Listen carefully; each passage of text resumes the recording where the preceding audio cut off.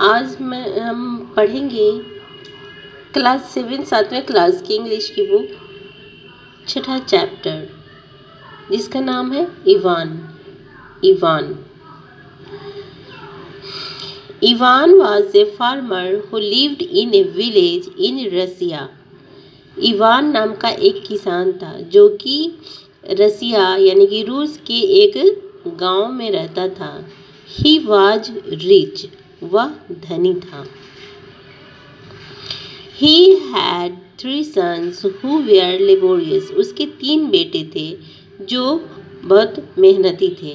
His father was old and sick. उसके पिता बूढ़े और बीमार हो गए थे। Gabriel was their neighbor. Gabriel उनका पड़ोसी था। They were good neighbors. वे अच्छे पड़ोसी थे। They were happy and comfortable with each other. वे एक दूसरे के साथ बहुत खुश थे और एक दूसरे के साथ बहुत ही आराम से रहते थे। कंफर्टेबल यानी कि जिसके साथ रह के बहुत ही सुकून महसूस हो, आरामदायक महसूस हो, यानी कि एक दूसरे के साथ उन लोगों का रिश्ता बहुत अच्छा था। Ivan had some hens. Ivan की कुछ मुर्गियाँ थीं। वन डे ए हेन फ्लीव अक्रॉस द फेंस. एक दिन की बात है कि इवान की एक मुर्गी उसकी चाहर दीवारी फांद कर और उस तरफ चली गई। She laid an egg in Gabriel's house. और उसने गैब्रियल के घर में एक अंडा दे दी। Ivan's daughter in law went to his house to inquire into the matter. Ivan की बहू उसके घर में गई कि आखिर क्या माजरा है। गैब्रियल्स मदर रिप्लाइड रीडली. और गैब्रियल जब वो पूछताछ करने गई तो गैब्रियल की माँ ने बहुत ही रुखाई से जवाब दिया।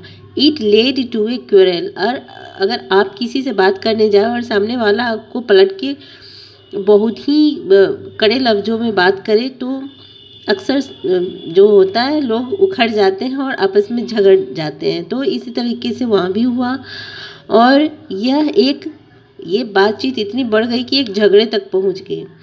Soon Ivan, Gabriel and their wives started quarreling.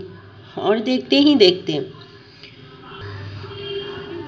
ही देखते बहुत ही जल्द इवान और गैब्रियल और उनके साथ साथ उनकी देयर वाइफ्स, उनकी पत्नियां भी आपस में एक दूसरे से लड़ाई करने लगे।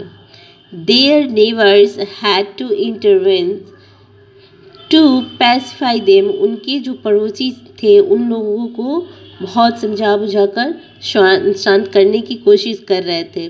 But their quarrel did not stop. लेकिन उनका जो झगड़ा था वो ख़त्म ही नहीं हो रहा था, वो लोग रुक ही नहीं रहे थे। Ivan uprooted Gabriel's beard. और इवान ने गैब्रियल की दाढ़ी उखाड़ ली। Gabriel went to court by bus but Ivan went there by train.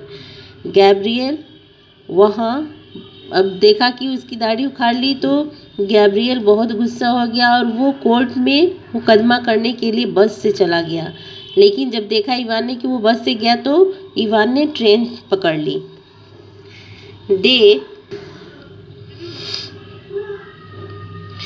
They both filed a case. उन दोनों ने एक मुकदमा दर्ज किया।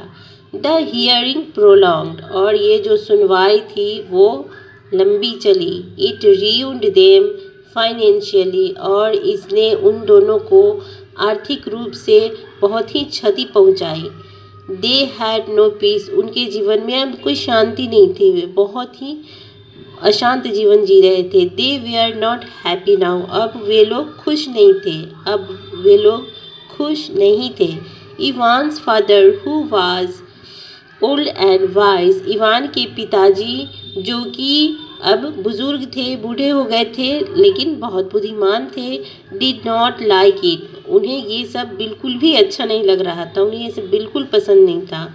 ही asked them to forgive each other and forget the old dispute.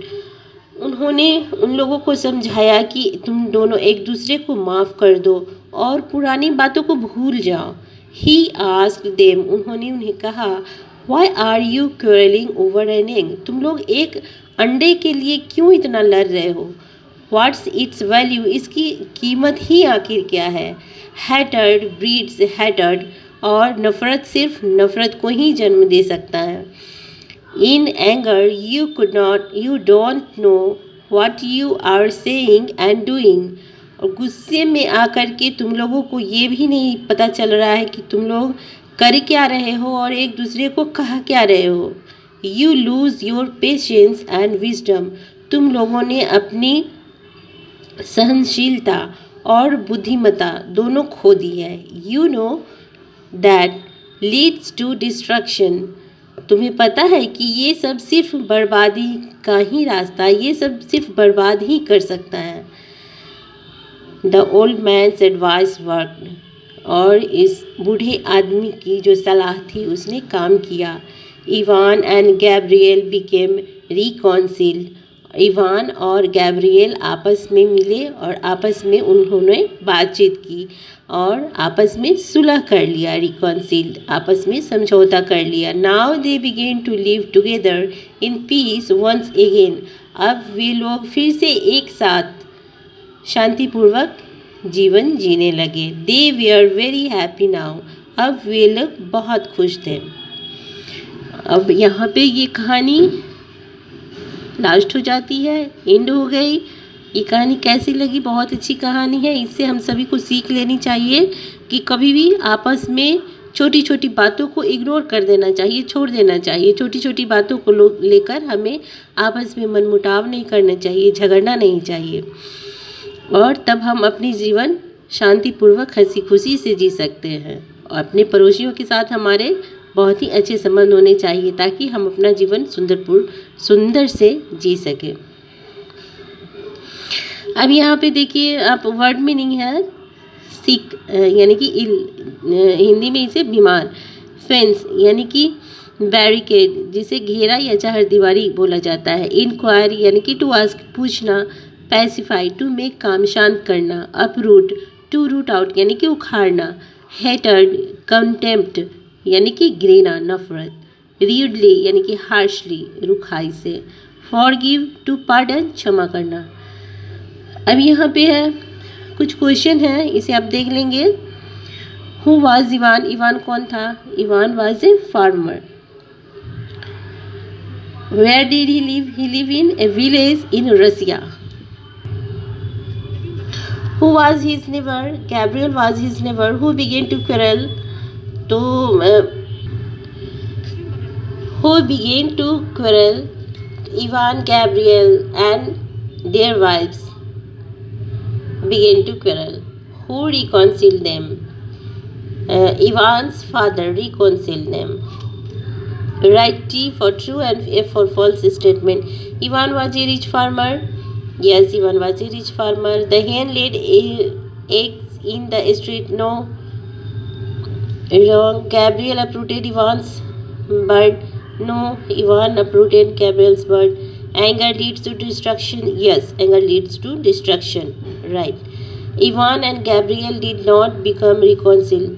No, they reconciled. No, it is false. Fill in the blanks. Ivan and Gabriel were neighbors. Ivan's father was old and wise. Ivan's hen flew over the fence यानी कि चारदीवारी लांघ के चली गई. Dash went to inquire into the matter. Ivan's wife went to inquire into the matter. That started quarreling.